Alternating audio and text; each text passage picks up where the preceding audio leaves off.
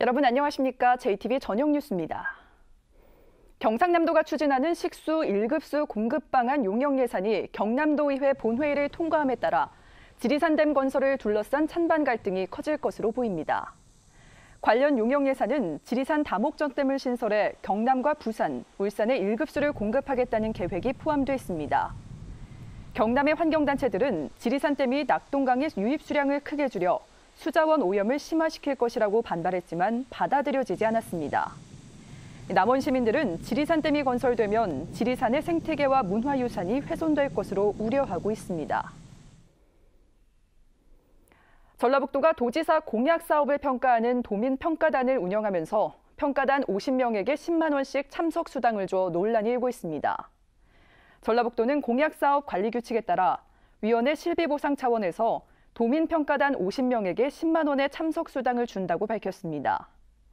그러나 전북도의회 김현철 의원은 위원회가 아닌 도민평가단에 참석 수당을 주는 건 문제가 있고 평가단이 수당을 받을 경우 도지사에 대한 평가가 좋게 나올 가능성이 크기 때문에 평가의 공정성이 우려된다고 주장했습니다.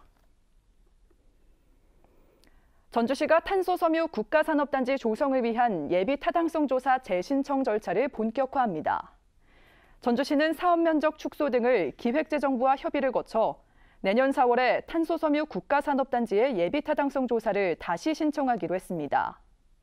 탄소섬유 국가산업단지는 지난 10월 경제성이 낮다는 정부의 예비 타당성 조사 결과가 나오면서 조성 사업에 제동이 걸렸습니다. 쌀값 하락으로 어려움을 겪고 있는 농가의 소득 안정을 위한 쌀 직불금 지급이 시작됐습니다. 올해 대상 농가는 9만 500여 가구고 총 지급액은 1,374억 원입니다. 헥타르당 지원금은 농업진흥지역이 107만 6천 원, 비진흥지역이 80만 7천 원입니다. 탄핵안 발의를 촉구하며 어제 오후부터 국민의당 전북도당에서 농성하던 민주노총 전북본부가 야3당의 합의가 발표되자 하루 만에 농성을 풀었습니다. 민주노총은 늦게나마 야3당이 오는 9일 탄핵안을 발의하기로 했지만 아직 넘어야 할 산이 많다며 새누리당이 탄핵안에 동조하지 않으면 새누리당 해체 운동에 나설 것이라고 밝혔습니다. 바다에서 발생하는 선박 화재 등을 진압하고 구조와 구급 활동을 하게 될 소방정이 처음으로 도입됐습니다.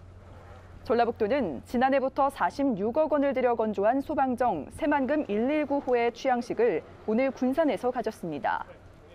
새만금 119호는 고성능 소방펌프 2대와 포소화 설비, 인명 구조 장비 등 300여 점의 장비와 고속 보트를 탑재하고 있습니다.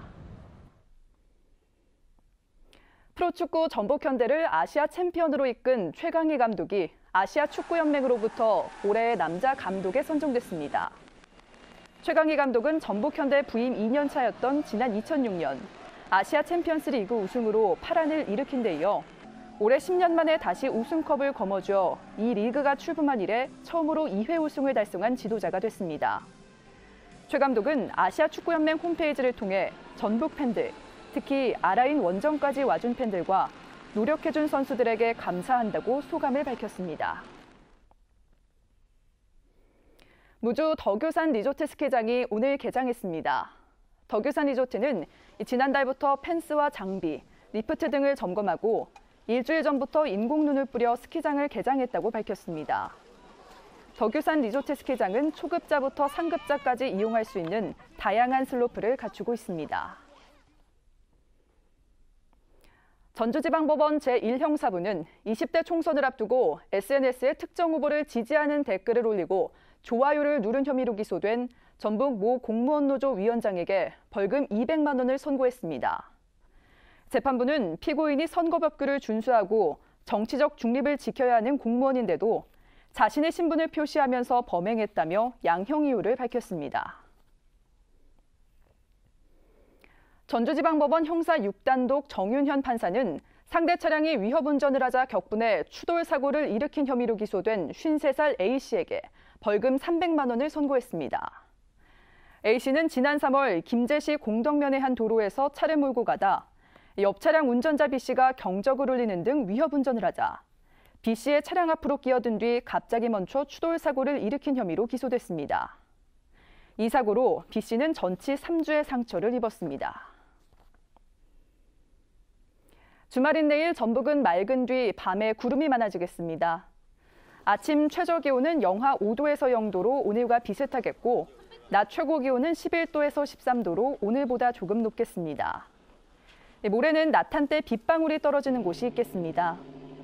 바다의 물결은 내일과 모레 0.5에서 1m로 잔잔하겠습니다. 전주기상지청은 당분간 큰 추위는 없겠지만 일교차가 크게 나겠다며 건강관리에 주의를 당부했습니다. 잠시 후 JTBC 8시 뉴스 예고입니다.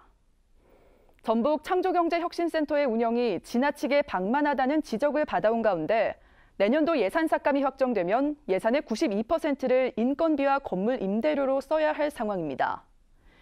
경상남도의 지리산댐 관련 용역이 경남도의회를 통과했습니다. 환경단체는 지리산댐이 건설되면 생태계와 문화유산이 훼손된다며 강력하게 반발하고 있습니다.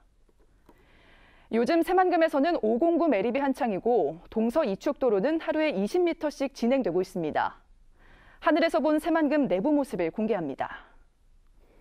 전주시가 1,200건이 넘는 조선왕조실록을 모두 조선시대 제작 방식으로 재현했습니다. 2008년부터 시작해 무려 9년간에 걸친 성과입니다. 잠시 후 JTBC 8시 뉴스에서 찾아뵙겠습니다.